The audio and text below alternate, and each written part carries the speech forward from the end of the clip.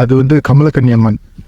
அங்கே வந்து ஒரு பழக்கம் இருக்குது. என்னென்னா ஒரு ஸ்ட்ரக்சர் இருக்கும், ஒரு ஃபோல்டர், அதாவது ஒரு பாறையில் சிற்பம் செதுக்கி வச்சுருப்பாங்க. எப்படி இருக்கும்னா சிற்பம் ஒரு எருமாடு தலை, கோழி தலை, ஆடு தலை, ஒரு மனுஷன் தலை எல்லாமே இருக்கும். என்னென்ன கான்செப்ட்னா அந்த திருவிழாப்போ அதுக்கு முன்னாடிலாம் ஒரு போருக்கோ இல்லை ஒரு வேட்டைக்கோ போகிறதுக்கு முன்னாடி இது எல்லாத்தையும் பலி கொடுத்துட்டு தான் போவாங்க. கோழி, ஆடு, எருமாடு, மனுஷன் இது எல்லாத்தையும் பலி கொடுத்து தான் போவாங்க.